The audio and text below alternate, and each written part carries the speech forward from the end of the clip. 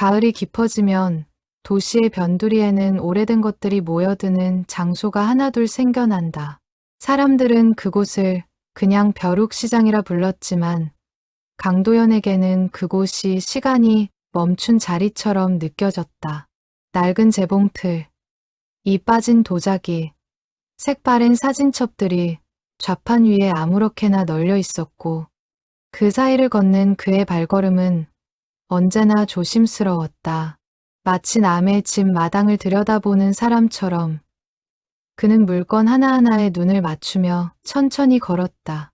68배 강도연은 32년 동안 작은 인쇄소를 운영하다가 5년 전에 문을 닫았다. 활자를 골라 조판을 짜고 잉크 냄새 속에서 밤을 새우던 시절이 있었다. 청첩장과 부고, 명함과 전단지, 사람들의 크고 작은 인생의 순간들이 그의 손끝을 거쳐 세상에 나갔다. 인쇄소를 정리하던 날, 그는 마지막으로 찍어낸 명함 한 장을 손에 쥐고 텅 빈 작업장에 오래 서 있었다. 기계는 이미 팔려 나갔고 남은 것은 벽에 남은 잉크 자국뿐이었다. 그날 이후로 그의 손은 무언가를 만들어내는 대신 무언가를 찾아다니는 일에 익숙해져 갔다. 그것이 우표 수집이었다. 처음에는 단순한 소일거리였다. 세상을 떠난 아버지의 유품을 정리하다가 낡은 우표첩 하나를 발견한 것이 시작이었다. 우표 한 장에 찍힌 소인 하나가 그를 사로잡았다. 소인에는 지금은 없어진 우체국의 이름이 희미하게 남아 있었다. 그 순간 그는 우표가 단순한 종이 조각이 아니라 누군가의 하루와 마음이 실려 어딘가로 향하던 흔적이라는 것을 깨달았다. 그 뒤로 그는 매주 주말이면 이런 시장을 돌아다니며 낡은 우표와 오래된 편지를 찾아다녔다. 아내가 세상을 떠난 뒤로는 더욱 그랬다. 혼자 남은 집에서 우표첩을 넘기는 시간이 그에게는 가장 조용하고 안전한 시간이었다. 그날도 다르지 않았다. 강도연은 좌판 사이를 천천히 걸으며 눈에 익은 상인들과 가볍게 인사를 나누었다. 단골 상인은 언제나처럼 그를 향해 손을 들어 보였고 그는 옅은 미소로 답했다. 시장의 공기에는 낙엽 타는 냄새와 오래된 종이 냄새가 뒤섞여 있었다. 그는 그 냄새를 좋아했다. 사람이 살다 간 흔적의 냄새라고 그는 종종 생각했다. 시장 끝자락, 늘 지나치던 좌판 한 구석에 낯선 노점이 자리하고 있었다. 처음 보는 얼굴의 젊은 상인이 상자 몇 개를 펼쳐놓고 있었다. 상자 안에는 손때 묻은 만년필, 녹슨 라이터, 빛바랜 손수건, 그리고 찌그러진 양철 담뱃갑 몇 개가 뒤섞여 있었다. 흔히 볼 수 있는 잡동사니처럼 보였지만 강도연의 시선은 자연스럽게 그중 하나에 오래 머물렀다. 담뱃갑 하나가 눈에 들어왔다.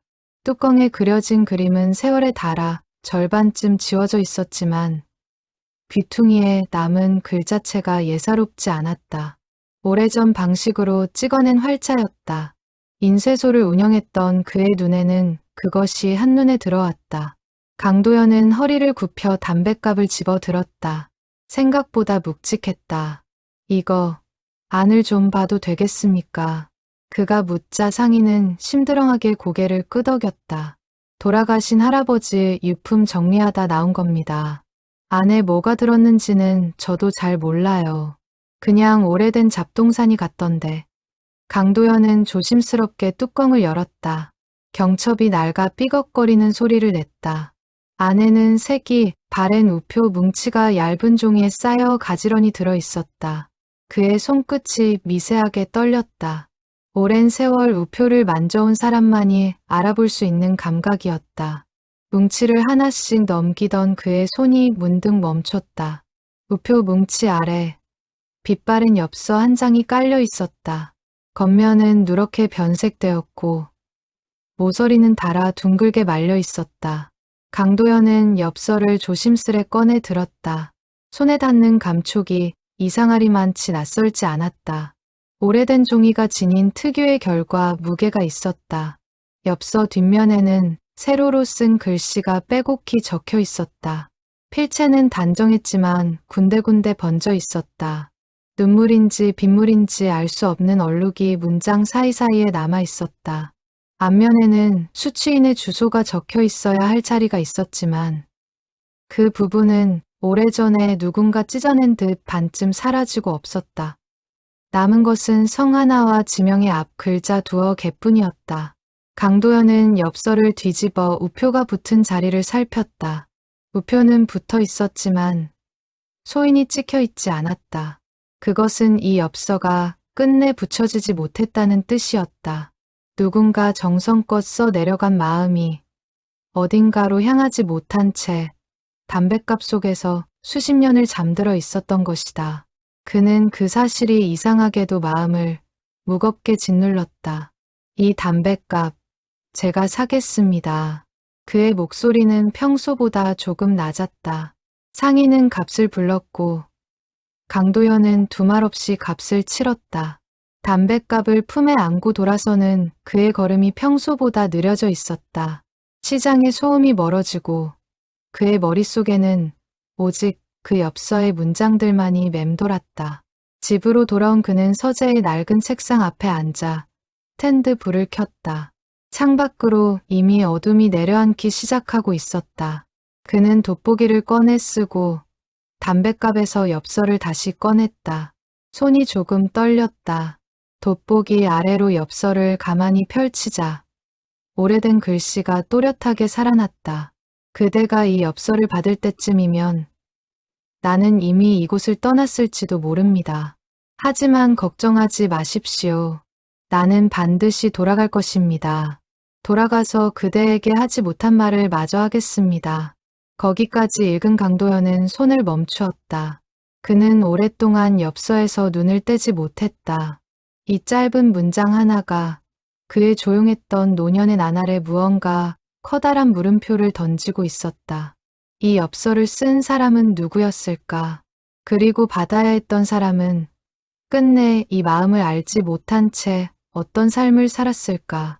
어쩌면 지금도 어딘가에서 오지 않은 편지를 기다리고 있는 것은 아닐까? 그는 책상 위에 엽서를 조심스레 내려놓고 오래도록 그 자리에 앉아 있었다. 시계 초침 소리만이 방 안을 채웠다. 평생을 남의 말을 활자로 옮기며 살아온 그였지만 이번만큼은 자신이 그 활자의 뒤편에 숨은 이야기를 직접 찾아 나서야 한다는 예감이 들었다. 문득 그의 눈길이 서재 한편에 쌓인 우표첩들로 향했다. 저 수많은 우표들 하나하나에도 어쩌면 이런 사연이 하나씩 숨어 있었을지 모른다는 생각이 처음으로 들었다. 그는 지금까지 소인의 모양과 발행 연도, 희귀한 정도만을 따져왔다. 그러나 오늘 밤 그의 손에 들린 이 엽서는 우표 수집이라는 취미의 의미를 완전히 다르게 보여주고 있었다. 그것은 종이의 가치가 아니라 그 종이에 담긴 사람의 마음을 좇는 일이었다. 그는 자리에서 일어나 부엌으로 가 물 한 잔을 따라 마셨다. 창밖 골목에는 인적이 끊긴 지 오래였고 가로등 불빛만이 홀로 깜빡이고 있었다. 아내가 살아있었다면 이 엽서를 보고 뭐라고 했을까? 그는 문득 그런 생각을 했다. 아내는 늘 그의 수집벽을 보며 웃곤 했다. 그렇게 남의 사연을 모으다가 언젠가 큰일을 낼 거예요. 농담처럼 던졌던 그 말이 오늘 밤 따라 이상하게 마음에 걸렸다. 다시 서재로 돌아온 그는 낡은 수첩을 꺼내 첫 장을 펼쳤다. 그리고 천천히 또박또박 글씨를 적어 내려가기 시작했다. 엽서에 남은 성씨, 지명의 흔적, 우표의 발행 연도와 종류, 필체의 특징까지. 그것은 오래전 인쇄소에서 활자를 고르던 손놀림과 닮아 있었다. 다른 점이 있다면 이번에는 완성된 글자를 찍어내는 것이 아니라 지워진 글자의 원래 모습을 되살려내야 한다는 것이었다. 시계가 자정을 알렸다. 강도연은 수첩을 덮고 엽서를 다시 담뱃갑 속에 조심스레 넣었다. 그러나 잠자리에 누워서도 좀처럼 잠이 오지 않았다. 눈을 감으면 얼룩진 문장들이 어른거렸다. 반드시 돌아가겠다던 그 다짐이 과연 지켜졌는지조차 그는 알지 못했다. 어쩌면 그것을 알아내는 일이 지금 이 순간부터 그에게 주어진 새로운 숙제일지도 몰랐다. 문득 그는 인쇄소를 운영하던 시절의 어느 하루를 떠올렸다. 손님이 맡긴 낡은 사진 한 장을 복사해달라는 부탁을 받은 적이 있었다. 그 사진 속에는 젊은 부부가 어린아이를 안고 환하게 웃고 있었다. 손님은 그 사진이 세상을 떠난 아버지의 유일한 유품이라고 했다. 강도연은 그날 밤늦도록 원판을 손질하며 낡은 사진 한 장에 담긴 무게를 처음으로 실감했었다. 지금 그의 손에 들린 이 엽서 역시 그때와 다르지 않은 무게로 그를 짓누르고 있었다. 그는 어둠 속에서 몸을 뒤척이며 생각했다. 평생 남의 이야기를 종이에 옮기는 일을 해왔지만 정작 자신이 직접 어떤 이야기의 한가운데로 걸어 들어간 적은 없었다. 이번만큼은 다를 것 같았다. 그는 이 엽서가 자신을 어디로 이끌지 알 수 없었지만 그 불확실함이 이상하게도 그를 설레게 했다. 그날 밤 강도연은 처음으로 우표가 아니라 사람을 찾기로 결심했다. 다음 날 아침 강도연은 평소보다 일찍 눈을 떴다. 창밖은 아직 푸르스름한 새벽빛이었지만 그의 머릿속은 이미 또렷하게 깨어 있었다. 그는 이불을 걷고 곧장 서재로 향했다. 밤새 담뱃갑 속에서 잠들어 있던 엽서를 다시 꺼내 책상 위에 올려놓았다. 아침 햇살 아래서 보니 어젯밤과는 또 다른 얼룩과 흔적들이 눈에 들어왔다. 그는 서랍 깊숙한 곳에서 오래된 확대경을 꺼냈다. 인쇄소를 운영하던 시절 활자의 미세한 흠집을 살필 때 쓰던 물건이었다.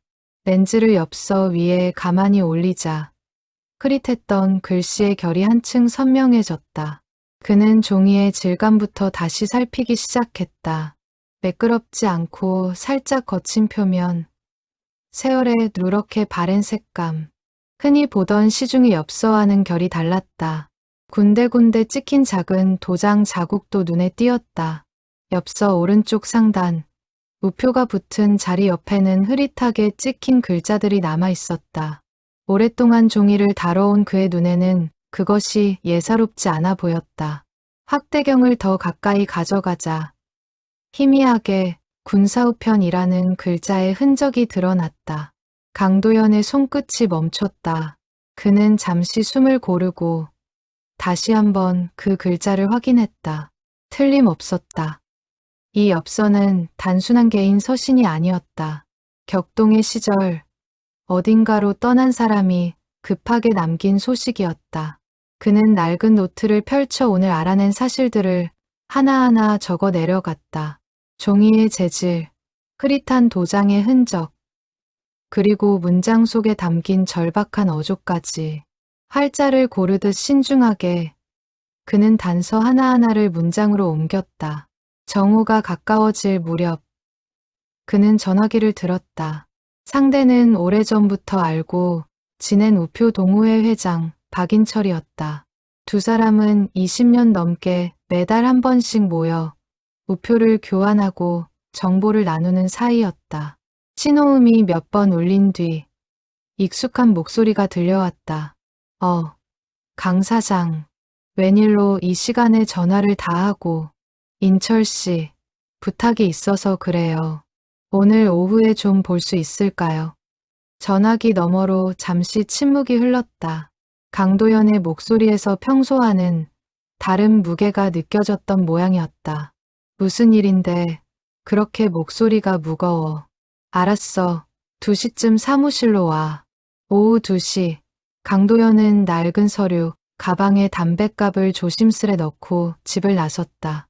동호회 사무실은 오래된 상가, 건물 3층에 자리하고 있었다. 좁은 계단을 오르며 그는 손잡이를 쥔 손에 힘을 주었다. 왠지 모르게 긴장이 되었다. 사무실 문을 열자 낡은 책상 앞에 앉아있던 박인철이 반갑게 그를 맞았다. 벽면 가득 진열된 우표첩들 사이로 두 사람은 오랜만에 마주 앉았다. 강도현은 말없이 담뱃갑을 꺼내 책상 위에 올려놓고 그 안에서 엽서를 꺼내 건넸다. 박인철은 돋보기를 쓰고 엽서를 천천히 살폈다. 한참을 들여다보던 그의 표정이 서서히 굳어졌다. 이거 어디서 났어? 어제 시장에서 담뱃갑을 하나 샀는데 그 안에 이게 들어 있었어요. 박인철은 엽서를 조심스레 뒤집으며 낮은 목소리로 말했다. 이 우표 말이야. 발행 시기로 보면 6.25 전쟁 무렵이야.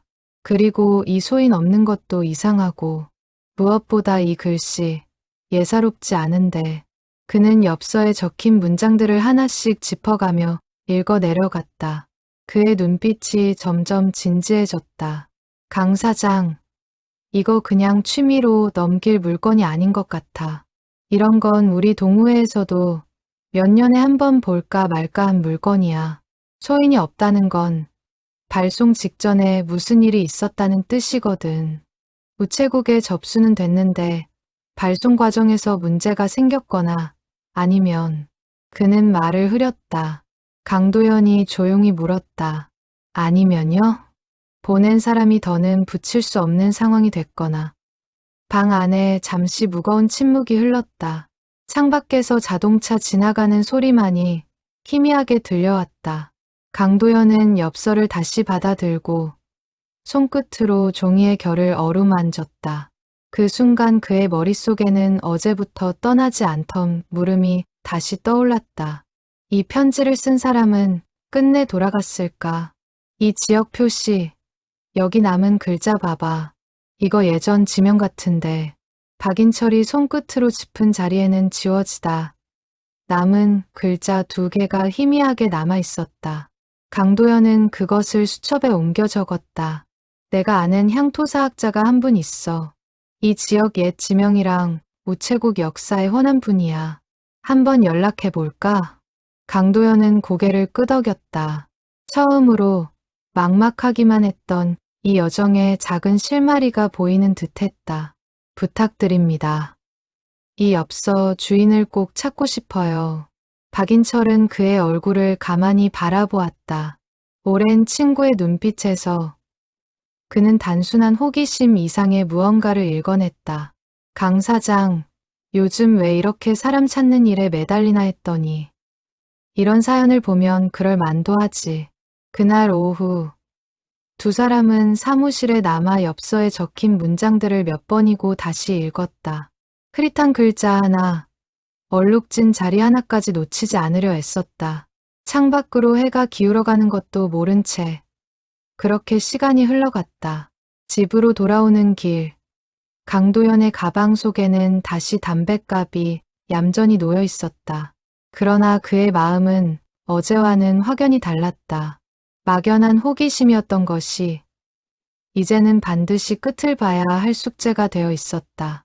저녁 노을이 골목 끝까지 붉게 물드는 것을 바라보며 그는 조용히 다짐했다. 이 엽서가 가야 했던 자리를 반드시 찾아주겠다고. 집에 도착한 그는 저녁도 걸은 채 곧장 서재로 향했다. 책상 위에 낡은 지도책을 펼쳐놓고 박인철이 짚어준 옛 지명의 흔적을 하나하나 찾아보기 시작했다. 시대에 따라 몇 번이나 이름이 바뀐 동네였다. 지금의 행정구역과 대조해가며 그는 가능성 있는 지역 몇 곳을 노트에 표시했다. 손끝으로 지도를 짚어가는 그의 모습은 흡사 오래전 활자 하나하나를 골라내던 인쇄공의 모습 그대로였다. 밤이 깊어질수록 그의 노트는 점점 빼곡해졌다. 우체국의 역사, 전쟁 당시의 우편 제도, 군사우편이 오가던 경로까지 평생 우표를 모으며 쌓아온 지식이 이제야 비로소 하나의 목적을 향해 쓰이고 있었다. 그는 문득 자신이 이렇게 몰두해 본 적이 언제였는지 떠올려 보았다. 인쇄소를 정리한 뒤로 이토록 마음이 뜨거워진 밤은 없었던 것 같았다. 자정이 넘어서야 그는 펜을 내려놓았다. 창밖은 고요했고 책상 위에는 엽서와 지도, 그리고 빼곡히 적힌 노트가 나란히 놓여 있었다. 그는 엽서를 다시 한번 눈에 담았다. 지워진 이름, 찢어진 주소, 소인 없는 우표. 이 모든 흔적들이 결국 한 사람에게로 이어지는 길이라는 것을 그는 이제 의심하지 않았다. 내일은 박인철이 소개해준 향토사학자를 만나기로 했다. 그는 노트를 덮으며 처음으로 이 여정의 끝에 누군가의 얼굴이 있을 거라는 예감을 느꼈다. 그것이 반가운 얼굴일지 아니면 오래된 슬픔을 다시 꺼내야 하는 얼굴일지는 아직 알 수 없었다. 그러나 그는 이제 멈출 생각이 없었다. 잠자리에 들기 전 그는 담뱃갑을 서랍 속에 넣지 않고 책상 위에 그대로 두었다. 마치 그렇게 해두면 엽서 속 사람의 마음이 조금이라도 편히 쉴 수 있을 것 같았다. 불을 끄고 누운 자리에서도 그는 오래도록 잠들지 못했다. 어둠 속에서 그는 낮게 혼잣말을 중얼거렸다. 조금만 기다리십시오. 이제부터 제가 찾아드리겠습니다. 그 말은 엽서를 쓴 이에게 하는 말인지 아니면 그것을 끝내 받지 못한 누군가에게 하는 말인지 스스로도 알 수 없었다.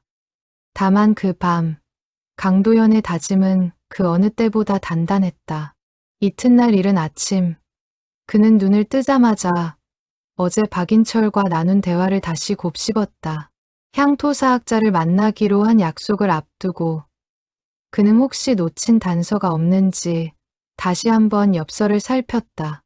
확대경을 가져와 종이의 결을 따라 천천히 훑던 그의 눈에 어제는 미처 보지 못했던 작은 흔적이 들어왔다.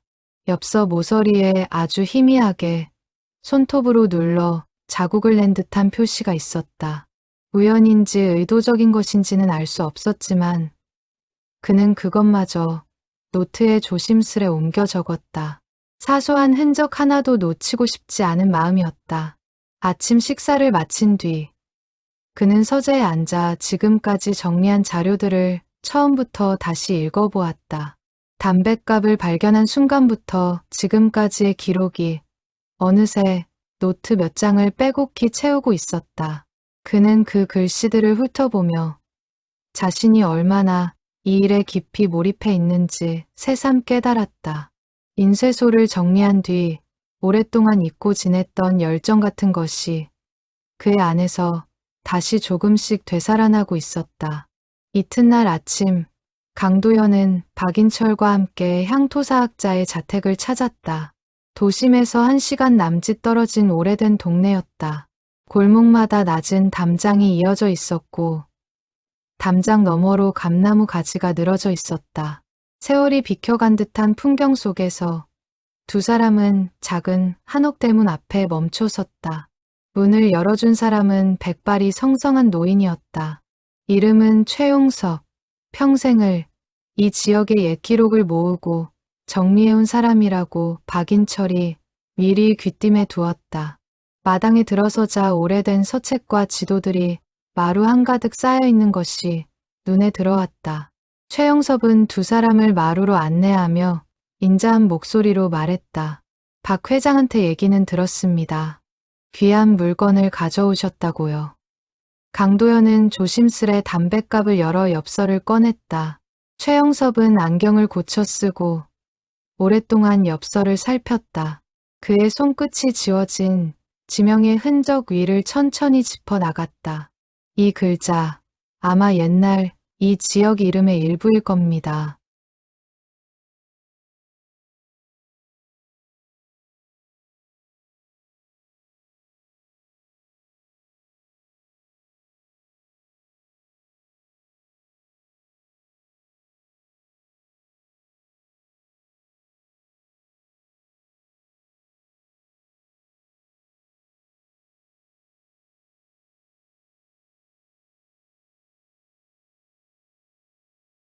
강도연과 박인철은 서로를 마주 보았다.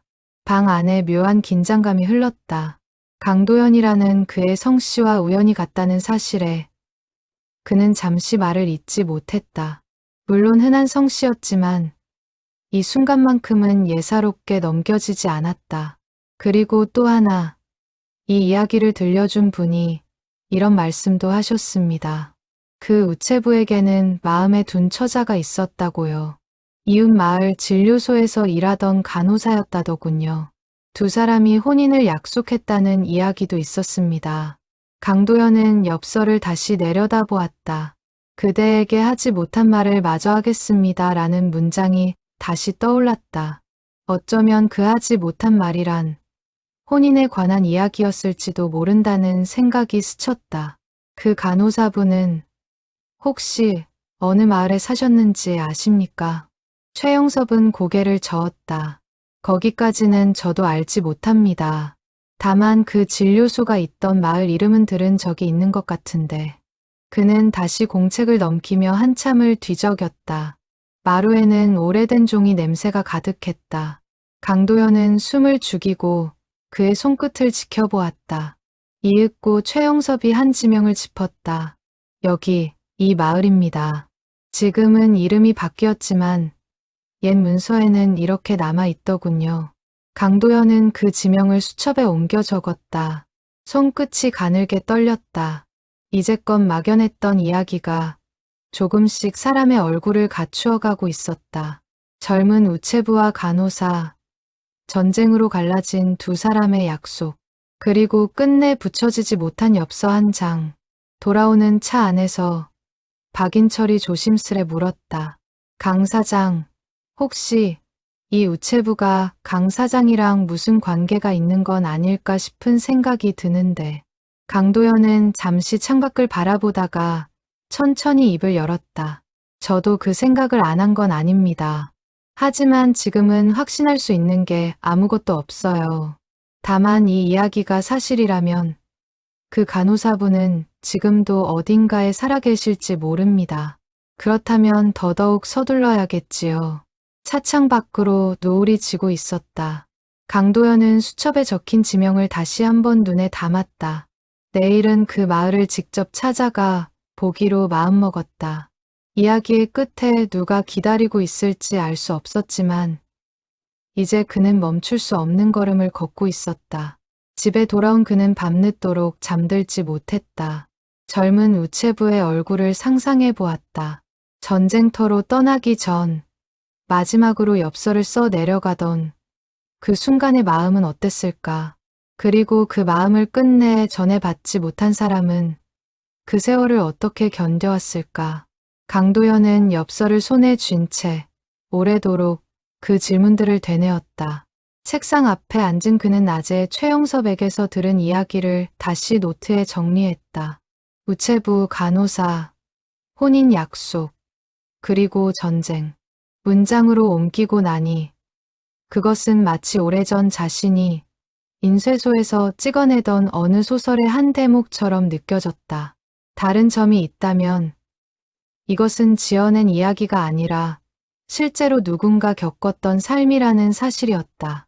그는 문득 자신의 성씨를 내려다보았다. 강씨. 흔한 성씨였지만 낮에 최영섭의 입에서 그 성씨가 나왔을 때 느꼈던 미묘한 떨림은 쉽게 가시지 않았다. 그는 오래전 돌아가신 아버지를 떠올렸다.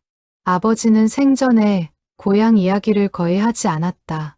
그저 전쟁통에 가족을 잃고 혼자 남쪽으로 내려왔다는 정도만 어렴풋이 들었을 뿐이었다.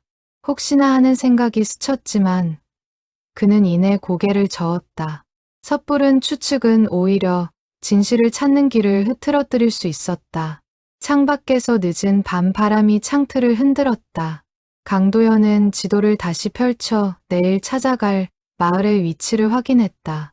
지금의 행정구역으로는 어디쯤인지 가늠하기 위해 그는 옛 지도와 요즘 지도를 나란히 놓고 몇 번이고 대조했다. 손끝으로 도로와 하천의 흐름을 짚어가며 그는 조금씩 길을 그려나갔다. 밤이 깊어질수록 방 안은 고요해졌지만 그의 마음속은 오히려 분주해졌다. 내일 그 마을에 가면 무엇을 마주하게 될까?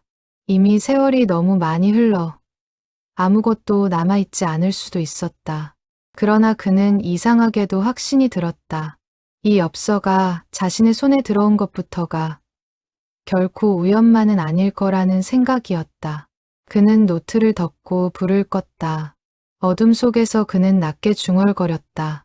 조금만 더 가면 당신이 기다리던 사람을 만날 수 있을 겁니다. 그 말이 누구를 향한 것인지 그 자신도 아직은 알지 못했다. 이튿날 아침 그는 최영섭에게 감사 인사를 전하기 위해 짧게 전화를 걸었다. 최영섭은 오히려 그에게 고맙다는 말을 건넸다. 그동안 모아둔 기록들이 이렇게 쓰일 줄은 몰랐습니다.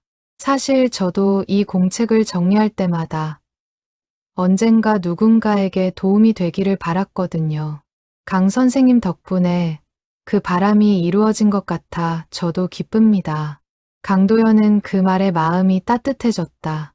그는 최영섭에게 앞으로도 조사에 진전이 있으면 꼭 다시 연락드리겠다고 약속했다. 전화를 끊은 뒤 그는 다시 지도를 펼쳐놓고 마을로 향할 준비를 서둘렀다. 준비를 마친 그는 잠시 창가에 서서 하늘을 올려다보았다. 오늘따라 하늘이 유난히 맑았다. 그는 문득 이런 날씨가 마치 이 여정을 응원해주는 듯한 기분이 들었다. 가방을 챙기며 그는 스스로에게 다짐하듯 되뇌었다.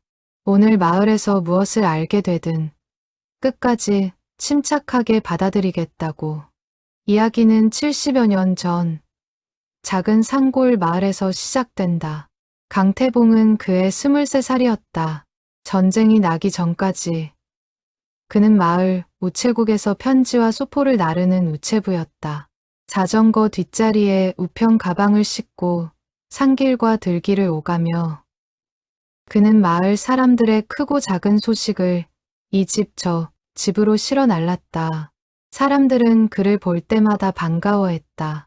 그가 가져오는 것은 단순한 종이가 아니라 멀리 떠난 자식의 안부여 도시로 나간 형제의 소식이었기 때문이다. 이웃 마을에는 작은 진료소가 하나 있었다. 그곳에서 간호사로 일하던 서인숙은 강태봉이 우편물을 배달하며 자연스럽게 얼굴을 익히게 된 처자였다. 진료소에 약품이나 서류가 도착할 때마다 강태봉은 유독 그 길을 서둘러 다녀오곤 했다. 처음에는 단순한 친절이었지만 시간이 지나면서 그 발걸음에는 다른 마음이 실리기 시작했다. 서인숙은 강태봉이 자전거를 타고 오는 모습을 멀리서부터 알아보았다. 그가 진료소 마당에 들어설 때면 그녀는 늘 밝은 얼굴로 그를 맞았다. 두 사람은 우편물을 주고받는 짧은 순간 속에서 조금씩 서로의 마음을 확인해 갔다. 어느 봄날 진료소 뒤뜰에 핀 살구꽃 아래서 강태봉은 서투른 목소리로 그녀에게 마음을 전했다. 인숙 씨, 저는 인숙 씨가 있는 진료소로 가는 길이 하루 중 제일 기다려집니다. 서인숙은 얼굴을 붉히며 고개를 숙였지만 그 입가에는 옅은 미소가 번져 있었다. 그날 이후로 두 사람은 서로에게 조금씩 마음을 열어갔다. 마을 어른들도 두 사람의 사이를 눈치채고는 은근히 혼담이 오갈 날을 기다리는 눈치였다. 강태봉의 어머니는 아들이 혼기가 차면 서인숙을 며느리로 맡고 싶다는 뜻을 넌지시 비치기도 했다. 그러나 평화로운 나날은 오래가지 않았다. 그해 여름, 전쟁이 터졌다. 마을에도 소집 통지서가 날아들기 시작했고 젊은 남자들은 하나둘 군에 끌려갔다. 강태봉에게도 예외는 없었다. 통지서를 받아든 그의 손이 가늘게 떨렸다. 어머니는 아무 말 없이 아들의 등을 쓸어내렸고 아버지는 애써 담담한 얼굴로 짐을 꾸리는 것을 도왔다. 떠나기 전날 밤, 강태봉은 진료소로 향했다. 늦은 시각이었지만 서인숙은 그가 올 것을 알고 있었다는 듯 마당에 나와 있었다. 두 사람은 말없이 마주섰다. 달빛 아래 서인숙의 눈에는 눈물이 그렁그렁 맺혀 있었다. 태봉 씨, 꼭 살아서 돌아오셔야 해요. 강태봉은 그녀의 손을 꼭 잡았다. 반드시 돌아오겠습니다. 돌아오면 정식으로 인숙 씨 댁에 인사를 드리러 가겠습니다. 그는 품속에서 작은 우표첩을 꺼내 그녀에게 건넸다. 그가 어릴 때부터 모아온 몇 안 되는 소중한 우표들이었다. 제가 없는 동안 이거 보면서 저 기다려 주십시오. 편지 자주 쓰겠습니다. 서인숙은 우표첩을 가슴에 꼭 안았다. 그녀는 차마 말을 잇지 못하고 고개만 끄덕였다. 그날 밤 두 사람이 나눈 약속은 누구도 증인이 없었지만 그 어떤 혼인 서약보다 무거운 것이었다. 강태봉은 전쟁터로 떠났다. 낯선 지명들을 전전하며 그는 틈이 날 때마다 서인숙에게 편지를 썼다. 종이가 없으면 담배 종이에라도 짧은 안부를 적었고 우편이 닿지 않는 곳에서는 몇 달치의 이야기를 한꺼번에 눌러 담기도 했다. 그중 몇 통은 무사히 서인숙에게 닿았고 그녀는 그 편지들을 읽고 또 읽으며 하루하루를 견뎠다. 그러나 전선은 하루가 다르게 요동쳤다. 부대는 후퇴와 진격을 반복했고 우편을 취급하던 임시 우체국들도 전선을 따라 이리저리 옮겨 다녀야 했다. 어느 겨울 강태봉이 속한 부대는 갑작스러운 적의 공세에 밀려 황급히 퇴각하게 되었다. 그 혼란 속에서 그는 마지막으로 짧은 엽서 한 장을 써 내려갔다. 그대가 이 엽서를 받을 때쯤이면 나는 이미 이곳을 떠났을지도 모릅니다. 하지만 걱정하지 마십시오. 나는 반드시 돌아갈 것입니다. 돌아가서 그대에게 하지 못한 말을 마저 하겠습니다. 그는 그 엽서를 근처 임시 우체국에 서둘러 맡겼다. 그러나 바로 그날 밤 부대가 주둔했던 지역 일대에 거센 폭격이 쏟아졌다. 임시 우체국 건물도 그 화마를 피하지 못했다. 접수된 우편물 상당수가 미처 발송되지 못한 채 소실되었고 그중 일부만이 우연히 살아남아 여기저기로 흩어졌다. 강태봉이 마지막으로 붙인 엽서도 그렇게 소인조차 찍히지 못한 채 세상 어딘가에 묻혀버리고 말았다. 강도연은 이 대목까지 최용섭의 구술 기록과 자신이 조사한 내용을 정리하며 몇 번이고 손을 멈추었다. 이야기 속 젊은 우체부의 다짐이 자신이 손에 쥔 엽서의 문장과 한치의 어긋남 없이 겹쳐졌기 때문이다. 그는 이제 이 엽서가 누구의 것인지 거의 확신에 가까운 심정이 되어 있었다. 문제는 이 이야기의 다음 장이었다. 강태봉은 과연 살아서 돌아왔을까? 그리고 돌아왔다면 어째서 서인숙에게 이 사실을 전하지 못했을까? 강도연은 노트를 덮고 창밖을 바라보았다.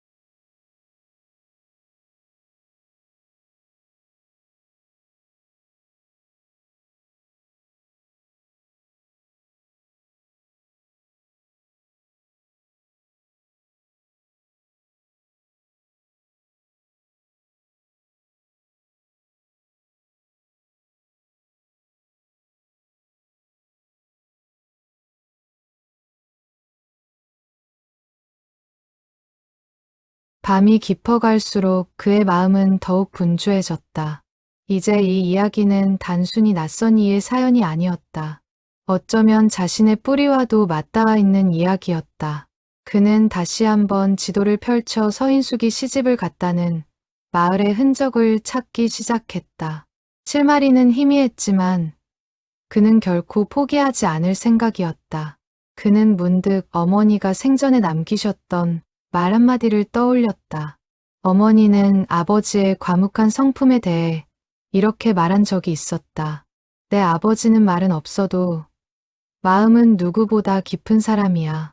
그때는 그저 부부간의 애정 어린 평가로만 들렸던 그 말이 이제는 전혀 다른 무게로 다가왔다. 어머니는 혹시 아버지의 그 깊은 침묵 속에 무언가가 있다는 것을 어렴풋이 느끼고 계셨던 것은 아닐까. 강도연은 그 답을 이제는 누구에게도 물을 수 없다는 사실이 새삼 아쉬웠다. 그는 어머니의 산소도 함께 떠올렸다. 어머니는 아버지보다 몇 해 먼저 세상을 떠났다. 살아 계실 때 어머니는 아버지를 두고 종종 이렇게 농담하곤 했다. 이 양반은 나한테 곁을 다준 것 같으면서도 어딘가 한 뼘쯤은 늘 남겨두고 사는 사람이야. 강도연은 그때마다 그저 부모님 사이의 정겨운 티격태격으로만 여겼었다. 그러나 이제 와 돌이켜보면 어머니는 남편의 마음, 한 구석에 자리한 그 옅은 그늘을 이미 알고 계셨는지도 몰랐다. 그럼에도 어머니는 평생 아버지를 원망하는 기색 한번 내비친 적이 없었다. 강도연은 그런 어머니의 넓은 마음에 새삼 고개가 숙여졌다. 그는 부모님 두 분 모두에게 이제야 뒤늦은 감사와 미안함을 함께 느꼈다. 아버지에게는 평생 홀로 견뎌야 했던 그리움에 대한 안타까움을, 어머니에게는 알면서도 묵묵히 곁을 지켜준 그 헤아림에 대한 존경을 품게 되었다.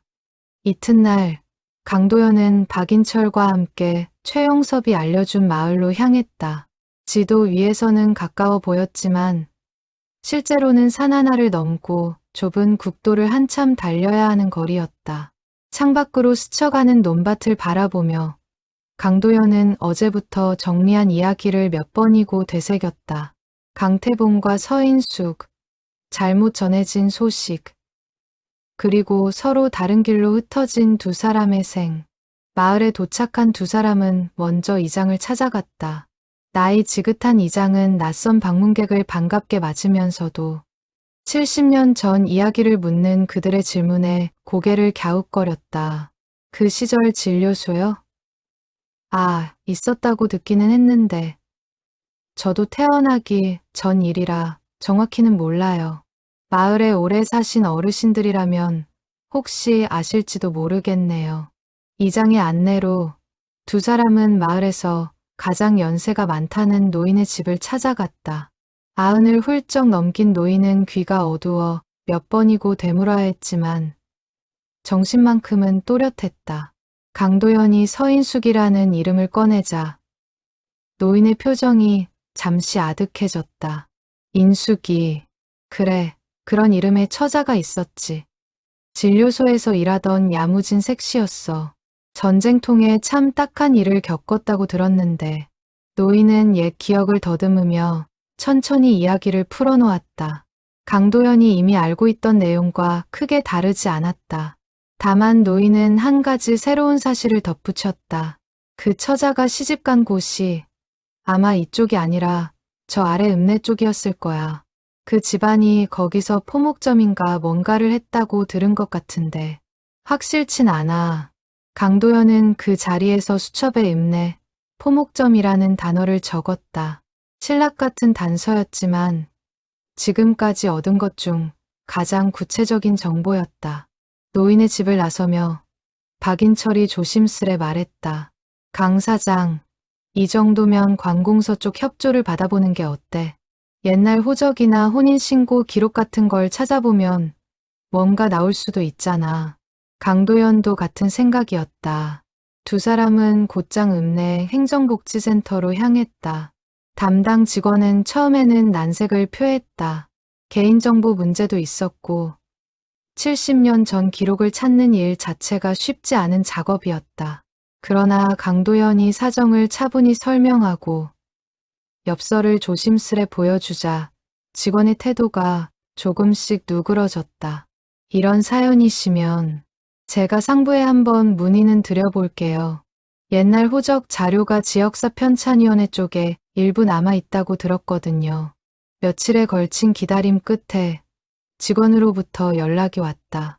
옛 호적 자료 중 일부에서 그 시기 그 마을에서 읍내의 한 집안으로 혼인해 온 여성의 이름이 발견되었다는 소식이었다. 이름의 한자까지 정확히 일치하지는 않았지만 발음과 시기가 상당 부분 들어맞았다. 강도연은 그 자리에서 자리를 뜨지 못하고 한참을 서 있었다. 그럼 지금 그분은 안타깝게도 그 집안 어른들은 대부분 돌아가셨고 지금은 자손들이 다른 지역으로 이주하신 것 같습니다. 다만 직원은 잠시 서류를 뒤적이더니 조심스럽게 말을 이었다. 최근 자료를 보니 비슷한 연배의 여성 한 분이 이 근처 요양원에 계신 것으로 보입니다. 물론 동명이인일 수도 있어서 확언은 드리기 어렵습니다. 강도연의 심장이 크게 뛰었다. 그는 요양원의 이름과 위치를 조심스레 받아 적었다. 사무실을 나서는 그의 발걸음이 그 어느 때보다 급해졌다. 박인철이 그런 그를 붙잡으며 말했다. 강 사장, 진정하고. 아직 확실한 건 아니잖아. 게다가 이런 일은 무작정 찾아가서 될 일이 아니야. 그쪽 가족들 입장도 있고 어르신 건강도 생각해야지. 강도연은 그제야 걸음을 멈추고 숨을 골랐다. 박인철의 말이 옳았다. 70년이라는 세월은 결코 가볍지 않았다. 자칫 서투르게 접근했다가는 오히려 상대에게 상처가 될 수도 있었다. 그는 마음을 다잡고 신중하게 다음 걸음을 준비하기로 했다. 그날 밤, 그는 요양원에 대한 정보를 조심스레 조사했다. 면회 절차와 규정을 알아보고 어떻게 이야기를 꺼내야 할지 몇 번이고 생각을 정리했다. 자칫 낯선 이가 불쑥 찾아가 예시이야기를 꺼내는 것이 그 어르신에게 얼마나 당혹스러운 일일지 그는 충분히 짐작할 수 있었다. 무엇보다 먼저 가족들의 이해와 동의를 구하는 것이 순서였다.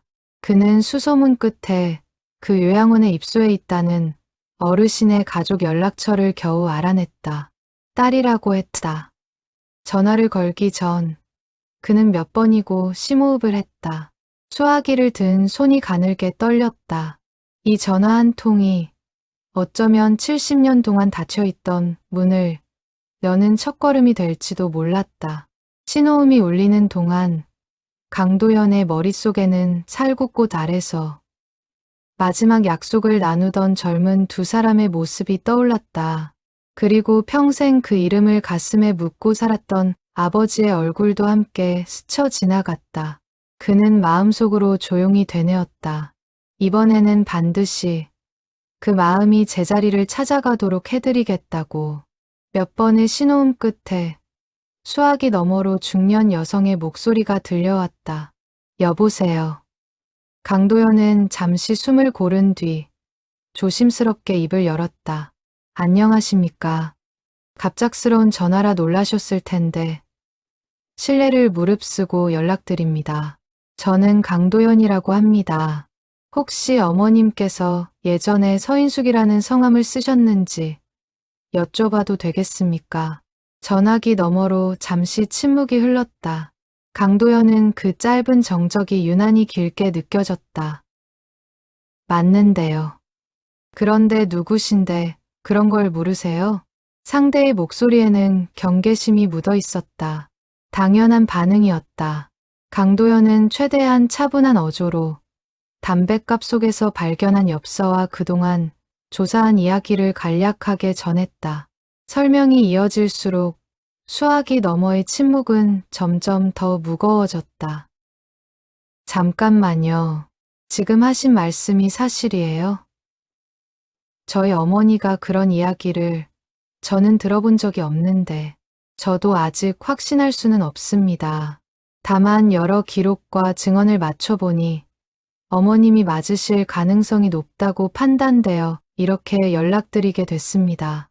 혹시 실례가 안 된다면 직접 뵙고 말씀 나눌 기회를 주실 수 있을까요? 전화 너머의 여성은 한동안 말이 없었다. 강도연은 그녀가 놀라움과 의심, 그리고 알 수 없는 감정 사이에서 흔들리고 있음을 느낄 수 있었다. 이윽고 그녀가 조심스럽게 대답했다. 생각할 시간을 좀 주세요. 어머니는 요즘 건강이 많이 안 좋으세요. 괜히 마음 불편하게 해드리고 싶지 않아서요. 충분히 이해합니다. 서두르지 않겠습니다. 편하신 때에 다시 연락 주시면 감사하겠습니다. 전화를 끊은 뒤 강도연은 한참을 그 자리에 앉아 있었다. 반가움과 조심스러움이 뒤섞인 복잡한 감정이었다. 이제 공은 상대방에게 넘어가 있었다. 그는 조급해하지 않기로 했다.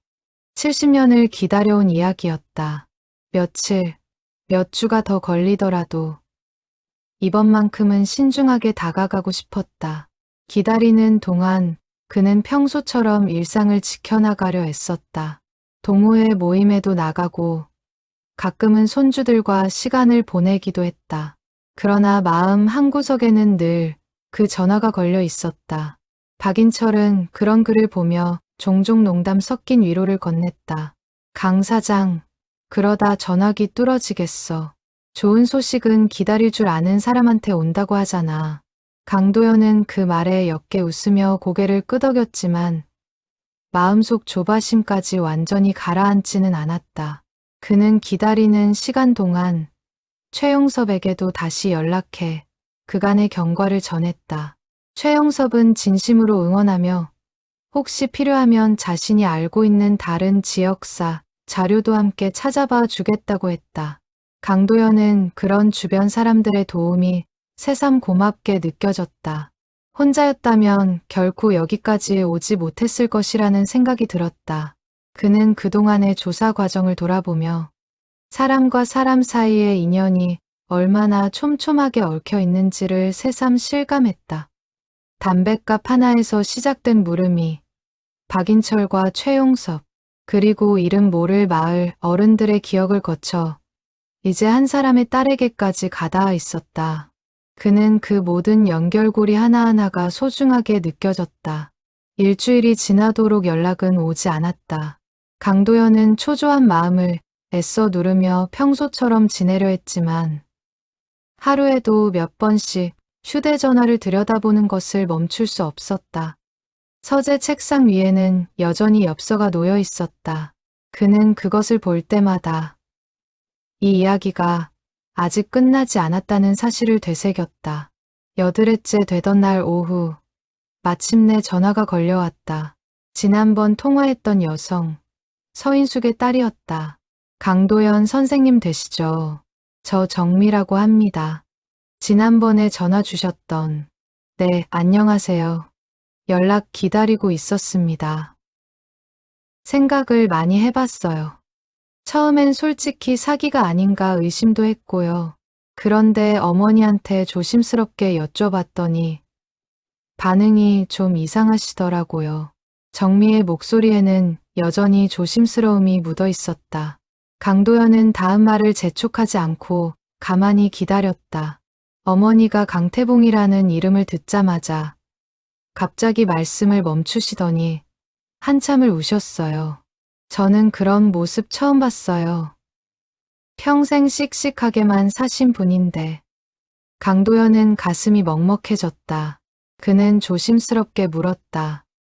혹시 직접 뵐 수 있을까요? 그게 사실은 저도 마음이 복잡해요. 아버지가 살아 계실 때 어머니가 힘들어하시는 모습을 몇 번 본 적이 있어요. 명절 때마다 유독 말수가 적어지시고 어떤 해에는 며칠씩 알아누우시기도 했고요. 저는 그게 그냥 지병 때문인 줄로만 알았어요. 그런데 이제 와서 그게 다른 사람 때문이었다면 저희 아버지한테는 좀 미안한 얘기지만 솔직히 마음이 복잡하네요. 강도연은 그녀의 입장을 충분히 이해할 수 있었다. 자신이 알던 어머니의 삶에 갑자기 낯선 이름 하나가 끼어드는 상황이었다. 그는 신중하게 말을 골랐다. 정미 씨 마음 충분히 이해합니다. 제가 이렇게 연락드린 건 어머님의 삶을 흔들려는 게 아닙니다. 다만 70년 전 한 사람이 목숨을 걸고 지키려 했던 약속이 있었고 그 약속이 끝내 전해지지 못한 채 이렇게 제 손에 남게 되었습니다. 그 마음이 온전히 전해질 자리를 찾아드리고 싶을 뿐입니다. 전화기 너머로 잠시 정적이 흘렀다. 이윽고 정미가 낮은 목소리로 말했다. 제가 먼저 어머니 상태를 좀 더 살펴보고 다시 연락드릴게요. 지금 편찮으신 데다 연세도 있으셔서 너무 갑작스러운 이야기는 부담이 되실까봐 걱정이 돼서요. 네, 천천히 하셔도 괜찮습니다. 서두르지 않겠습니다.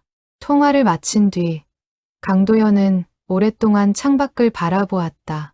정미의 목소리에 담긴 복잡한 감정이 마음에 걸렸다. 이 이야기가 누군가에게는 아름다운 재회일 수 있지만 또 다른 누군가에게는 익숙했던 가족의 서사를 흔드는 일이 될 수도 있다는 것을 그는 새삼 깨달았다. 그로부터 사흘 뒤 정미에게서 다시 연락이 왔다. 이번에는 목소리가 한결 누그러져 있었다. 어머니가 선생님을 만나고 싶다고 하세요. 그리고 그 엽서도 꼭 보고 싶다고 하시고요. 강도연의 눈시울이 뜨거워졌다. 그는 겨우 목소리를 가다듬고 대답했다. 감사합니다. 언제든 편하신 시간에 찾아뵙겠습니다. 주말에 저희 집으로 오시는 게 어떨까요? 요양원에서 잠깐 외출을 허락받아 놨어요. 어머니가 낯선 곳보다는 익숙한 곳에서 뵙고 싶다고 하셔서요. 약속을 정하고 전화를 끊은 뒤 강도연은 그 자리에 한참을 앉아 있었다. 드디어 이 여정의 끝이 눈앞에 다가와 있었다. 그러나 동시에 그는 이 만남이 서인숙에게도 자신에게도 결코 가볍지 않은 무게로 다가올 것임을 예감했다. 그는 박인철에게 전화를 걸어 소식을 전했다. 박인철은 진심으로 기뻐하며 말했다. 강 사장, 정말 대단한 일을 해냈구먼. 근데 이제부터가 더 중요해. 그 어르신 마음이 다치지 않게 조심스럽게 다가가야 할 거야. 강도연은 고개를 끄덕이며 낮게 대답했다. 압니다. 마지막까지 조심스럽게 가겠습니다. 전화를 끄는 그는 서재로 돌아와 엽서를 다시 손에 쥐었다. 오랜 세월 담뱃갑 속에 잠들어 있던 이 작은 종이 한 장이 이제 곧 원래 있어야 할 자리로 돌아가려 하고 있었다. 그는 창밖으로 지는 노을을 바라보며 다가올 주말을 조용히 준비하기 시작했다. 그는 엽서를 어떻게 전해드리는 것이 좋을지 며칠 동안 고민했다. 처음에는 만나자마자 엽서부터 내밀어야 하나 생각했지만 이내 고개를 저었다. 이 엽서는 단순한 물건이 아니었다. 70년의 세월과 오해, 그리고 끝내 전하지 못한 마음이 담긴 것이었다. 그는 엽서를 원래 담겨있던 담뱃갑 속에 다시 넣고 그 위에 깨끗한 천을 덧대어 정성껏 포장했다. 마치 오래전 그 담뱃갑을 소중히 간직했을 누군가의 마음을 흉내라도 내듯 그는 손끝에 정성을 담았다. 그는 또한 그동안 조사하며 정리한 기록들을 따로 챙겼다. 최영섭에게서 들은 이야기, 마을 노인의 증언, 그리고 아버지의 사진까지. 혹시라도 서인숙 어르신이 궁금해하실 만한 것들을 빠짐없이 준비하고 싶었다. 사진을 챙기던 그의 손이 잠시 멈췄다.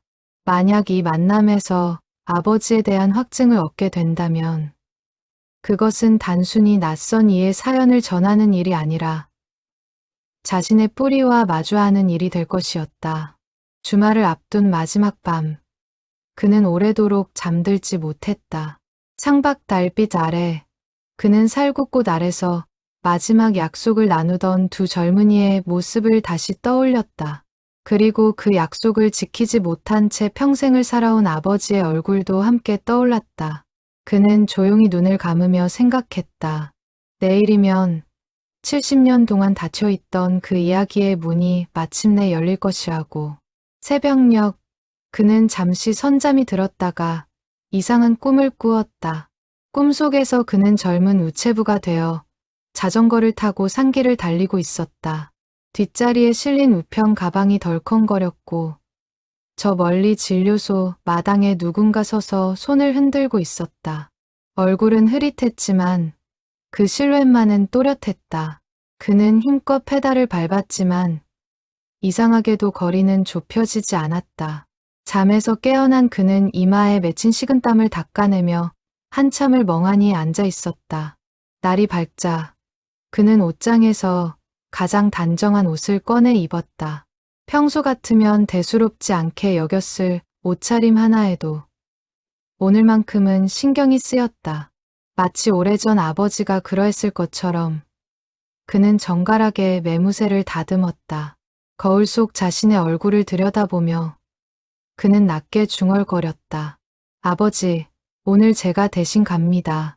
그는 담뱃갑을 정성스레 감싼 보자기와 준비한 자료들을 가방에 넣고 집을 나섰다.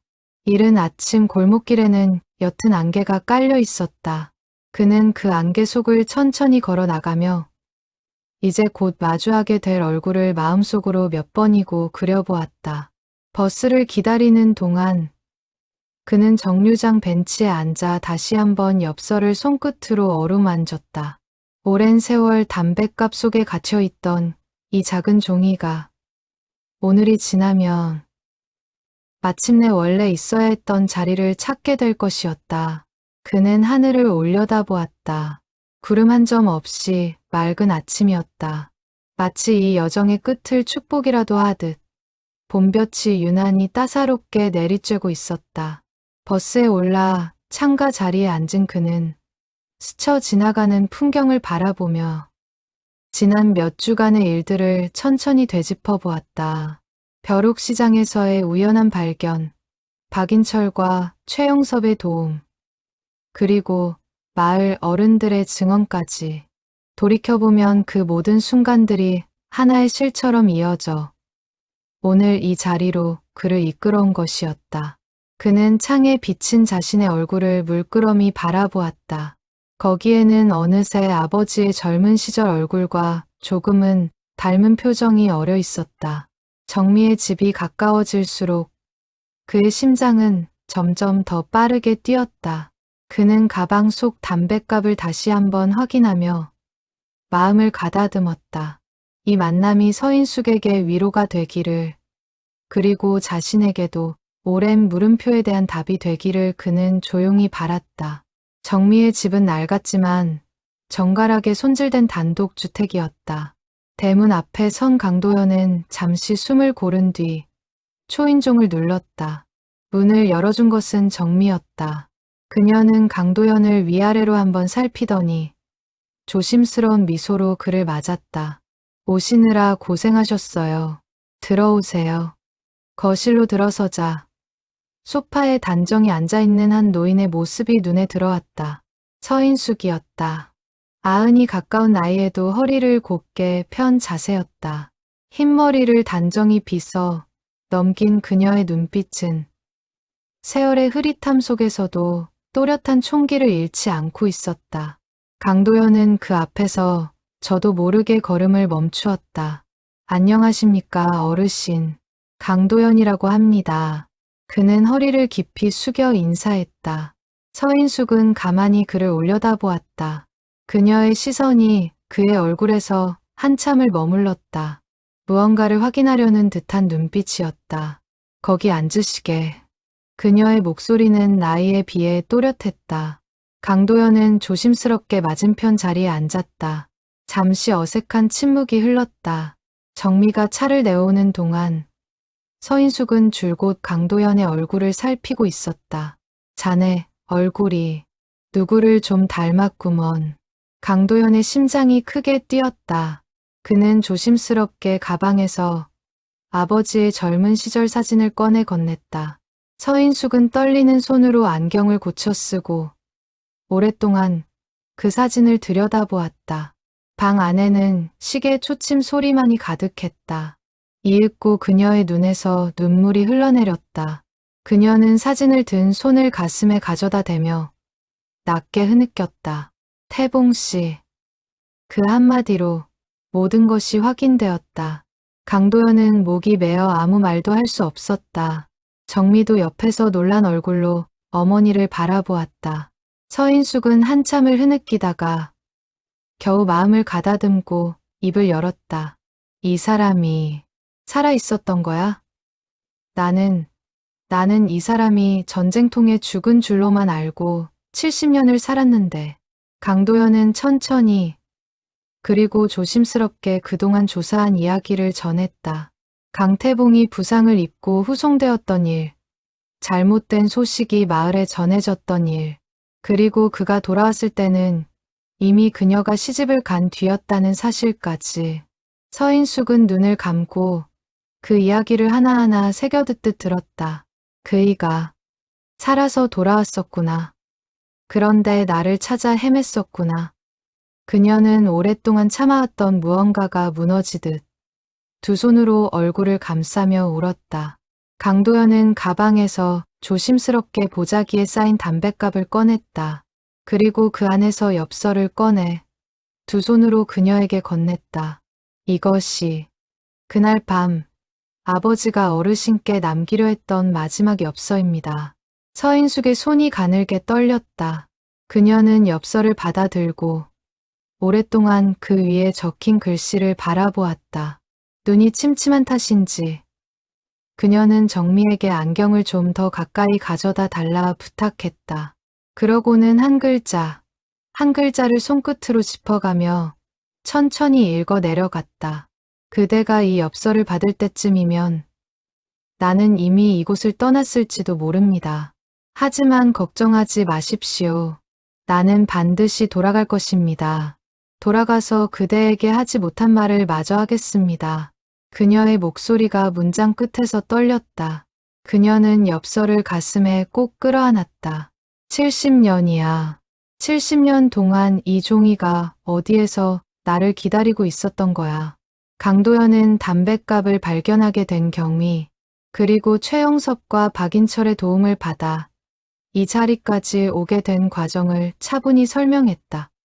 서인숙은 그 모든 이야기를 들으며 몇 번이고 고개를 끄덕였다. 자네가 태봉 씨 아들이구먼.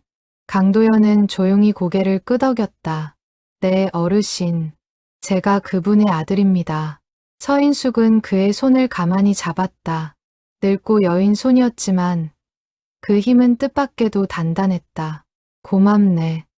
이렇게 늦게라도 이 마음을 전해줘서. 나는 그이가 나를 잊고 다른 삶을 사는 줄로만 알고 원망도 많이 했었어. 그런데 이제 보니 그이도 나만큼이나 아프게 살았겠구먼.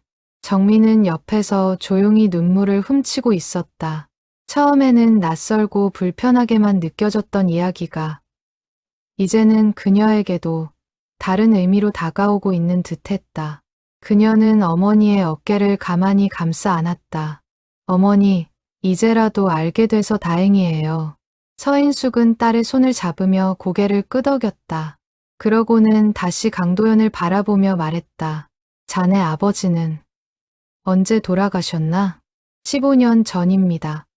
평생 말수가 적으셨고 봄이면 유독 먼 산을 오래 바라보시던 분이었습니다. 저는 그게 그냥 성품인 줄로만 알았습니다. 서인숙은 그 말에 다시 눈물을 글썽였다. 그게 나를 그리워하던 거였구먼. 봄마다 살구꽃 필 때마다 방 안에는 오랫동안 잔잔한 침묵이 흘렀다. 창밖으로 오후에 햇살이 부드럽게 스며들고 있었다. 70년의 세월을 건너온 두 사람, 아니 두 사람을 대신한 두 가족이 마침내 그 침묵 속에서 서로를 이해하고 있었다. 한참 뒤 서인숙은 정미에게 일러 오래된 나무 상자 하나를 가져오게 했다. 상자 안에는 낡은 우표첩이 들어 있었다. 강도연은 그것을 보는 순간 숨이 멎는 듯했다. 오래전 강태봉이 떠나기 전날 밤 서인숙에게 건넸다던 바로 그 우표첩이었다. 이걸 70년을 간직하고 있었어. 그이가 없는 동안 이거 보면서 기다리라고 했었거든. 처음엔 원망스러워서 버리려고도 했었는데 도무지 손이 안 가더라고. 그녀는 우표첩을 조심스레 펼쳐 보였다. 색이 바랜 우표들 사이사이에 그녀가 눌러 말린 듯한 작은 꽃잎들이 함께 끼워져 있었다. 살구꽃이었다. 강도연은 그 꽃잎들을 보며 목이 메었다. 이 작은 우표첩 안에도 엽서만큼이나 오랜 그리움이 고스란히 담겨 있었다. 어르신, 이 우표첩도 아버지가 생전에 무척 그리워하셨을 물건입니다. 이렇게 소중히 간직해 주셔서 정말 감사합니다. 서인숙은 우표첩을 가만히 쓰다듬으며 옅은 미소를 지었다. 이제야 이 물건도 그리고 이 마음도 제자리를 찾은 것 같구먼. 정민은 두 사람의 모습을 지켜보며 자신이 알지 못했던 어머니의 또 다른 삶의 한 조각을 비로소 이해하게 되었다. 그녀는 조용히 자리에서 일어나 창문을 조금 열었다. 봄바람이 부드럽게 거실 안으로 밀려들어왔다. 서인숙은 문득 생각난 듯 강도연에게 물었다. 자네 아버지는 좋은 사람으로 살다 가셨나? 강도연은 잠시 생각에 잠겼다가 진심을 담아 대답했다. 네, 어르신. 과묵하셨지만 다정한 분이셨습니다. 저를 늘 성실하게 키워주셨고 어머니에게도 한결같으셨습니다. 다만 이제 와 생각해보니 그 한결같음 뒤에는 어르신에 대한 미안함과 그리움이 함께 있었던 것 같습니다. 서인숙은 그 말에 고개를 끄덕이며 오래도록 참아왔던 무언가를 내려놓듯 옅은 숨을 내쉬었다. 다행이야. 그이가 불행하게 살지 않았다니 그것만으로도 다행이야. 나도 그이를 원망하며 살지 않았어. 다만 그리워하며 살았을 뿐이지. 그녀의 말에서 강도연은 오랜 세월 그녀가 감당해온 그리움의 무게를 어렴풋이 느낄 수 있었다. 그것은 원망이 아니라 끝내 놓지 못한 사랑의 다른 이름이었다. 정민은 두 사람의 대화를 들으며 조용히 차를 다시 우려냈다. 찻잔에서 피어오르는 김이 거실 안을 은은하게 채웠다. 그녀는 어머니의 얼굴에서 오랫동안 보지 못했던 편안한 표정을 발견하고는 자신도 모르게 마음이 놓이는 것을 느꼈다. 지난 며칠 동안 품고 있던 불안과 의심이 눈앞에 이 장면 앞에서 조금씩 녹아내리고 있었다. 강도연은 자리에서 일어나기 전 서인숙에게 조심스레 물었다. 어르신, 혹시 괜찮으시다면 앞으로도 가끔 찾아뵈어도 될까요? 서인숙은 그의 손을 다시 한번 꼭 잡으며 환하게 웃었다. 당연하지. 이제 자네는 나한테 아들이나 다름없는 사람인데.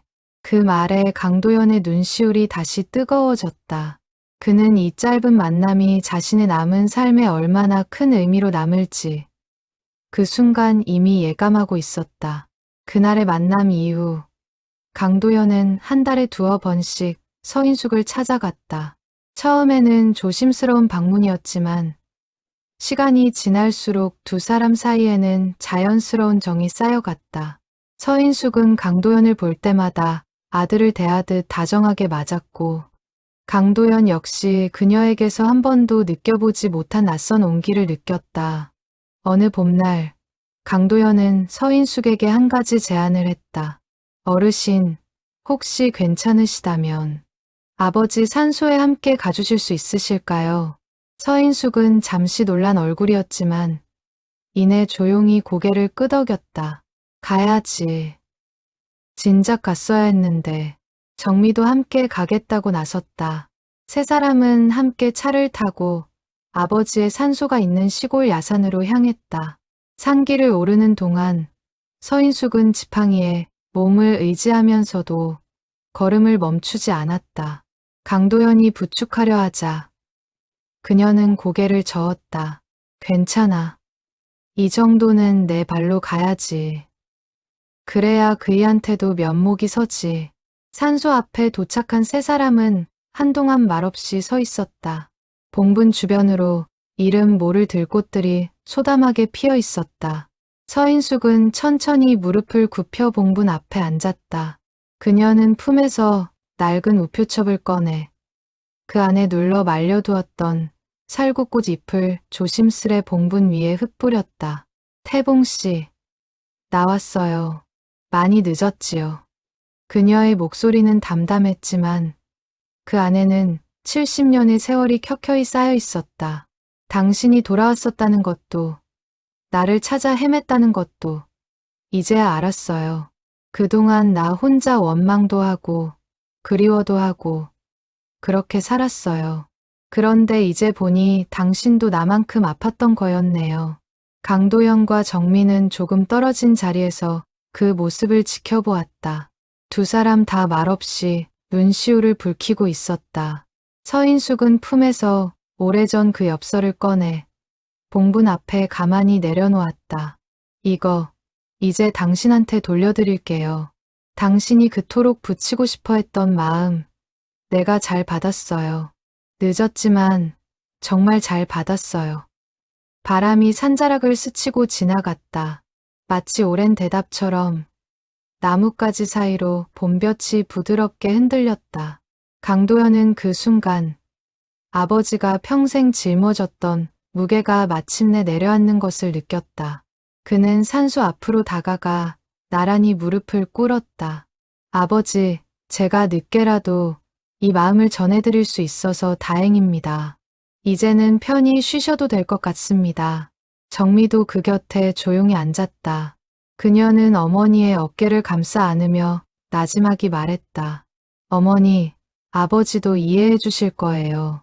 어머니가 평생 품고 사신 이 마음, 이제라도 이렇게 전할 수 있어서 저도 다행이라고 생각해요. 서인숙은 딸의 손을 꼭 잡으며 고개를 끄덕였다. 그녀의 눈에서 흐르는 눈물은 더 이상 슬픔만의 눈물이 아니었다. 70년 동안 가슴에 맺혀 있던 응어리가 비로소 풀려나가는 눈물이었다. 산을 내려오는 길, 서인숙은 강도연의 팔을 가만히 붙잡으며 말했다. 자네를 만난 게 나한테는 정말 큰 선물이야. 이 나이에 이런 마음의 짐을 내려놓을 수 있게 될 줄은 몰랐어. 강도연은 조용히 미소 지으며 대답했다. 저야말로 감사합니다. 어르신. 어르신을 통해서 제가 몰랐던 아버지의 또 다른 모습을 알게 됐습니다. 평생 과묵하고 무뚝뚝하다고만 생각했던 아버지가 사실은 그 누구보다 뜨거운 마음을 지닌 분이었다는 거려. 세 사람은 산 아래 작은 정자에 잠시 앉아 쉬었다. 멀리 마을의 지붕들이 봄볕 아래 나른하게 빛나고 있었다. 서인숙은 먼 산을 바라보며 낮게 중얼거렸다. 사람 인연이라는 게 참 묘하지. 70년을 돌아서 결국 이렇게 이어지는구나. 강도연은 그 말에 깊이 공감했다. 낡은 담뱃갑 하나를 발견하지 않았더라면 이 모든 이야기는 영원히 흙 속에 묻혀 있었을지도 몰랐다. 우표 한 장, 엽서 한 장이 만들어낸 이 기적 같은 재회가 그에게는 평생 잊지 못할 경험으로 남을 것 같았다. 돌아오는 차 안에서 정미가 조용히 입을 열었다. 강 선생님, 정말 감사해요. 저는 처음에 솔직히 이 모든 이야기가 부담스럽고 불편했어요. 그런데 지금은 어머니가 평생 혼자 짊어지고 있던 그 마음을 이렇게 내려놓으시는 걸 보니까 오히려 감사한 마음이 더 커요. 강도연은 백미러로 그녀의 얼굴을 살피며 부드럽게 웃었다. 저도 마찬가지입니다. 처음엔 그저 오래된 물건 하나에 얽힌 사연을 풀어보고 싶은 마음이었는데 결국 제 아버지에 대해 몰랐던 부분을 알게 됐고 이렇게 좋은 인연까지 얻게 됐으니까요. 차창 밖으로 살구꽃이 흐드러지게 핀 길이 이어지고 있었다. 70년 전 젊은 두 사람이 약속을 나누었던 그 계절과 같은 봄이었다. 강도연은 문득 이 모든 여정이 결국 하나의 원을 그리며 제자리로 돌아온 것 같다는 생각이 들었다. 그날 이후로 강도연과 서인숙, 그리고 정미의 인연은 계속 이어졌다. 명절이면 강도연은 자신의 가족과 함께 서인숙을 찾아 인사를 드렸고, 서인숙은 그런 그를 친아들처럼 살갑게 대했다. 그녀는 종종 강도연에게 젊은 시절 강태봉과의 추억을 들려주었다. 진료소 마당에 피던 꽃 이야기, 그가 자전거를 타고 오던 모습, 그리고 그가 서투르게 건넸던 첫 고백까지. 강도연은 그 이야기들을 들을 때마다 자신이 알지 못했던 아버지의 청춘을 하나씩 되찾는 기분이었다. 정미 역시 강도연과 자연스럽게 가까워졌다. 처음의 경계와 의심은 온데간데 없이 사라지고 두 사람은 서로를 배다른 형제처럼 여기며 지내게 되었다. 정미는 어느 날 강도연에게 이렇게 말했다. 선생님 덕분에 저희 어머니가 요즘 부쩍 밝아지셨어요. 요양원 선생님들도 다들 신기해하세요. 이야기하실 때마다 표정이 다르시다고요. 강도연은 그 말에 마음 한편이 뭉클해졌다. 우표 수집이라는 작은 취미에서 시작된 이 여정이 이렇게 한 사람의 남은 생을 환하게 밝힐 수 있으리라고는 미처 생각하지 못했었다. 여름이 지나고 다시 가을이 왔을 때 강도연은 서인숙의 부탁으로 그 오래된 우표첩과 엽서를 함께 액자에 넣어 보관하기로 했다. 그는 정성껏 액자를 마련해 우표첩 속 살구꽃 잎과 엽서의 문장이 나란히 보이도록 배치했다. 액자를 완성한 날, 서인숙은 그것을 오래도록 바라보며 나지막이 말했다. 이제 이 마음이 어디로도 흩어지지 않고 제자리에 걸려 있을 수 있겠구먼. 강도연은 그 말에 조용히 고개를 끄덕였다. 그는 이 여정을 통해 우표 한 장에 담긴 마음의 무게가 얼마나 깊고 오래갈 수 있는지를 비로소 깨달았다. 그날 저녁, 강도연은 집으로 돌아오는 길에 오랜만에 옛 인쇄소가 있던 자리에 들러보았다. 지금은 다른 상점이 들어서 있었지만 그는 한참을 그 앞에 서서 지난 세월을 돌이켜보았다. 활자를 고르던 손, 남의 사연을 종이에 옮기던 시간들이 결국 이 여정의 밑거름이 되었다는 생각이 들었다. 그는 문득 아버지도 이 순간을 어디선가 지켜보고 계실 것 같다는 생각에 조용히 하늘을 올려다보았다. 집에 도착한 그는 액자를 다시 한번 꺼내어 서재벽에 걸었다. 저녁 불빛 아래 엽서의 문장과 우표첩 속 살구꽃 잎이 은은하게 빛났다. 그는 오랫동안 그 앞에 서서 지난 몇 달간의 여정을 마음속으로 되새겼다. 낯선 담뱃갑 하나에서 시작된 이야기가 결국 자신의 삶 전체를 다른 눈으로 바라보게 만들었다는 사실이 새삼 놀라웠다. 그는 조용히 눈을 감고 이 모든 인연에 감사하는 마음을 담아 짧게 고개를 숙였다. 그날 밤, 그는 오랜만에 깊고 편안한 잠을 잤다. 더 이상 얼룩진 문장들이 그를 뒤척이게 하지 않았다. 대신 꿈속에서 그는 살구꽃이 만발한 봄날의 상기를, 자전거를 타고 편안히 달리는 젊은 우체부의 뒷모습을 보았다. 그 뒷모습은 더 이상 쫓기듯 서두르지 않았다. 그저 평온하게 목적지를 향해 천천히 나아가고 있었다. 그로부터 1년이 흘렀다. 강도연은 여전히 주말이면 벼룩시장을 찾았다. 그러나 이제 그의 손끝은 예전과는 조금 다른 마음으로 물건들을 어루만졌다. 우표의 희귀함이나 상태보다 그 안에 담겼을지 모를 누군가의 사연을 먼저 헤아리게 되었다. 서인숙은 여전히 건강하게 지내고 있었다. 강도연은 한 달에 한 번은 꼭 그녀를 찾아갔고 갈 때마다 그녀는 그를 반갑게 맞았다. 두 사람은 이제 서로에게 없어서는 안 될 존재가 되어 있었다. 정미 역시 명절이면 강도연의 가족을 자연스럽게 초대했고 두 집안은 어느새 진짜 가족처럼 가까워져 있었다. 어느 봄날 강도연은 우표 동호회에서 작은 모임을 열었다. 박인철과 최영섭을 비롯해 그동안 이 여정을 함께 해온 이들이 한자리에 모였다. 강도연은 그 자리에서 담뱃갑과 엽서, 그리고 우표첩의 이야기를 처음으로 자세히 들려주었다. 이야기를 듣던 사람들의 눈시울이 하나둘 붉어졌다. 우표라는 게 그냥 오래된 종이 조각인 줄로만 알았는데 강 사장 얘기 들으니까 그 안에 사람 인생이 다 들어있는 거였구먼. 박인철이 낮게 중얼거리자 다른 회원들도 고개를 끄덕였다. 강도연은 미소 지으며 말을 이었다. 저도 몰랐습니다. 이 취미를 시작했을 때는 그저 지나간 시절의 흔적을 모으는 일이라고만 생각했거든요. 그런데 이제는 압니다. 우표 한 장, 엽서 한 장에는 누군가 세상에 전하지 못한 마음이 담겨 있다는 것을요. 그리고 그 마음을 찾아 제자리로 돌려보내는 일이 얼마나 큰 의미를 가지는지도요. 모임이 끝난 뒤 강도연은 혼자 서재에 앉아 그동안의 일들을 가만히 되짚어 보았다. 벼룩시장에서 우연히 손에 넣은 담뱃갑 하나가 이렇게 큰 이야기로 이어질 줄은 그 자신도 미처 예상하지 못했다. 그는 문득 아버지가 생전에 자주 하시던 말씀을 떠올렸다. 인쇄란 남의 마음을 정확하게 세상에 전하는 일이다.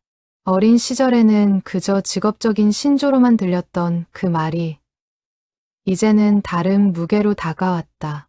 어쩌면 자신은 평생 그 말의 진짜 의미를 이제야 실천하고 있는 것인지도 몰랐다. 그는 서랍에서 낡은 수첩을 꺼내 새로운 페이지를 펼쳤다.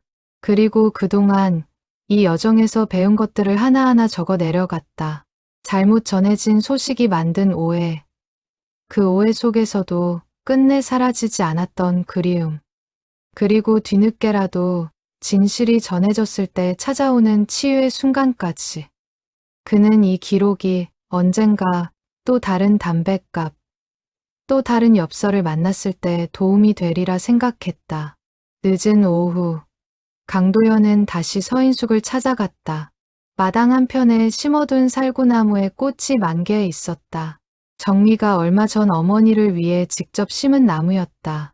서인숙은 툇마루에 앉아 꽃이 피 바람에 날리는 모습을 물끄러미 바라보고 있었다. 어르신, 꽃이 참 곱게 피었습니다. 그러게 말이야. 이 나이에 이런 꽃 구경을 다시 할 줄은 몰랐네. 강도연은 그녀 곁에 나란히 앉았다. 두 사람은 한동안 말없이 흩날리는 꽃잎을 바라보았다. 서인숙이 조용히 입을 열었다. 자네를 만나고 나서 나는 비로소 알게 됐어. 사람의 마음이란 게 아무리 오랜 세월이 흘러도 완전히 사라지지는 않는다는 걸. 어딘가에서 계속 그 사람을 기다리고 있다는 걸 말이야. 강도연은 그 말에 깊이 공감하며 고개를 끄덕였다. 저도 그렇게 생각합니다. 그리고 그 마음을 찾아주는 것이 이제는 제 남은 삶의 몫이 아닐까 싶습니다. 서인숙은 그의 손을 가만히 잡으며 미소 지었다. 살구꽃 잎이 두 사람의 어깨 위로 사뿐히 내려앉았다. 70년 전 같은 나무 아래서 나누었던 약속이 이제 다른 얼굴로 다시 완성되고 있는 순간이었다. 그날 저녁 집으로 돌아온 강도연은 서재 책상 앞에 앉아 액자 속 엽서를 오래도록 바라보았다. 소인 없는 엽서였지만 이제 그것은 더 이상 붙이지 못한 마음이 아니었다. 70년이라는 긴 우회로를 돌아 마침내 있어야 할 자리에 닿은 완성된 편지였다. 그는 낮게 혼잣말을 되뇌었다. 아버지, 이제 이 엽서는 무사히 도착했습니다. 창밖으로 저녁 바람이 살구꽃 향기를 실어왔다. 강도연은 오랫동안 그 향기 속에 앉아 우표 한 장이 세월을 건너 사람의 마음을 읽는다는 것이 얼마나 귀한 일인지를 다시 한번 마음에 새겼다. 그리고 그는 또 다른 주말이 오면 다시 벼룩시장으로 향할 것이었다. 이번에는 또 어떤 잊힌 마음이 그의 손끝에서 제자리를 찾게 될지 알 수 없는 채로 그는 액자를 조심스레 벽 한편에 걸었다. 서재에 들어설 때마다 가장 먼저 눈에 들어오는 자리였다. 엽서 속 문장과 우표첩의 살구꽃 잎이 나란히 담긴 그 액자는 이제 그의 하루를 여는 작은 의식과도 같은 존재가 되었다. 아침마다 그는 그 앞에 서서 짧게 인사를 건네곤 했다. 그것은 아버지에게 건네는 인사이기도 했고 스스로에게 다짐하는 말이기도 했다. 몇 해가 더 흐른 뒤 강도연은 자신이 겪었던 이 이야기를 작은 책자로 엮어보기로 마음먹었다. 평생 활자를 다뤄온 그의 마지막 작업이 될지도 모를 일이었다. 그는 인쇄소를 정리하며 남겨두었던 낡은 활자 몇 벌을 다시 꺼내 정성껏 표지를 짜 넣었다. 책자의 제목은 간단했다. 붙이지 못한 마음에게. 그는 이 책자를 서인숙과 정미에게 그리고 우표 동호회 사람들에게 나누어 주었다. 책자를 받아 든 박인철은 오래도록 그것을 어루만지며 말했다. 강 사장, 이거야말로 자네가 평생 해온 일의 완성 같구먼. 남의 마음을 세상에 정확히 전하는 일. 그거 하나는 자네가 최고야. 강도연은 그 말에 조용히 웃었다. 그는 이제 우표 수집이라는 취미가 자신에게 어떤 의미였는지 확실히 알게 되었다. 그것은 단순히 오래된 것을 모으는 일이 아니라 시간에 묻혀버릴 뻔한 마음들을 하나씩 건져 올려 마땅히 있어야 할 자리로 돌려보내는 일이었다. 계절이 다시 돌아 살구꽃이 필 무렵이면 강도연은 어김없이 서인숙을 찾아갔고 아버지의 산소에도 들렀다. 두 곳을 오가는 그 길 위에서 그는 매번 같은 생각을 했다. 사람의 마음은 결코 소멸하지 않는다고. 다만 때로는 오랜 시간 누군가 그것을 찾아 나서주기를 조용히 기다리고 있을 뿐이라고. 그리고 그 기다림의 끝에서 마침내 마음이 마음에게 닿는 순간 세상에서 가장 늦게 도착한 소인 하나가 가장 따뜻하게 찍히는 것이었다. 강도연은 오늘도 서재 책상 앞에 앉아 낡은 우표첩을 펼친다. 그의 손끝은 여전히 조심스럽고 그의 눈은 여전히 세심하다. 다만 이제 그는 안다. 자신이 찾고 있는 것이 단지 오래된 종이 한 장이 아니라 그 종이에 실려 어딘가로 향하고자 했던 누군가의 진심이라는 것을. 그리고 그 진심을 발견할 때마다 그는 다시 한번 이 조용한 여정을 계속해 나갈 것이다. 멀리서 저녁종이 울리듯 봄바람이 다시 한번 창을 스쳐 지나갔다. 강도연은 액자 속 엽서를 마지막으로 한 번 더 바라보며 낮은 목소리로 되뇌었다. 붙이지 못한 마음도 결국은 닿는다. 그것은 그가 이 모든 여정을 통해 얻은 단 하나의 확신이었다. 그리고 그 확신은 앞으로도 그가 우표 한 장 한 장을 손에 쥘 때마다 조용히 그의 곁을 지켜줄 것이었다.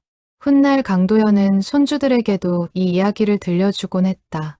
아이들은 처음에는 그저 옛날 이야기처럼 흥미롭게만 듣다가 자라면서 조금씩 그 이야기의 무게를 이해하게 되었다. 손주 하나는 어느 날 그에게 이렇게 물은 적이 있었다. 할아버지, 그러면 그 엽서 덕분에 할아버지도 서인숙 할머니도 다 행복해지신 거예요? 강도연은 잠시 생각에 잠겼다가 다정한 목소리로 대답했다. 그래, 오래 걸리긴 했지만 결국 모두가 조금씩 행복해졌지. 마음이라는 건 말이야. 아무리 늦어도 전해지기만 하면 반드시 누군가를 따뜻하게 만들어준단다. 아이는 그 말을 곰곰이 새기듯 고개를 끄덕였다. 강도연은 그런 손주의 모습을 바라보며 이 이야기가 자신에 대해서 끝나지 않고 계속 이어질 것이라는 사실에 조용한 안도를 느꼈다.